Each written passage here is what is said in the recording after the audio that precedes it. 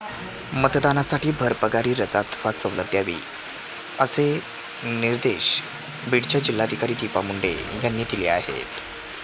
सदर निर्देश त्यांनी आज शुक्रवार दिनांक 10 मे रोजी दुपारी 3 वाजता दिले आहेत.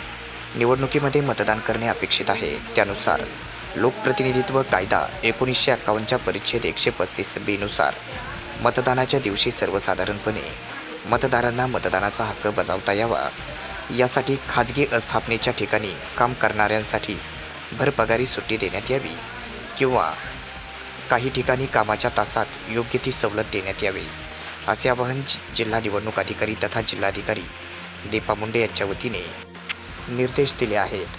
मागील काही निवडणुकांमध्ये असे दिसून आले आहे, काही संस्था आस्थापना आधी त्यांच्या कामगारांना भरपगारी सुट्टी किंवा सवलत देत नाहीत. त्यामुळे मतदारांना मतदानाचा हक्क बजावण्यापासून वंचित राहावे लागते, जे लोकशाहीसाठी नकारात्मक आहे.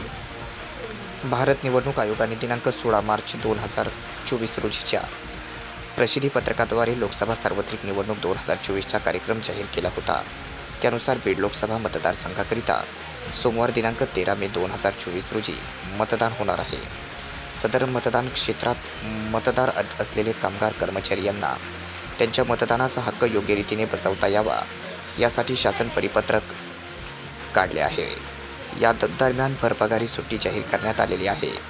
कारखाने, दुकाने, खाजगी कंपन्या यामधील आस्थापना, सर्व दुकाने व इतर आस्थापना, निवासी हॉटेल, खाद्यगृहे, अन्नगृहे, नाट्यगृहे, व्यापार, औद्योगिक उपक्रम किंवा इतर आस्थापना तसेच माहिती तंत्रज्ञान कंपन्या सर्वांनी मतदानासाठी त्यांना भरपगारी सुट्टी द्यावी, असे निर्देश जिल्हाधिकारी मुंडे यांनी दिले आहेत.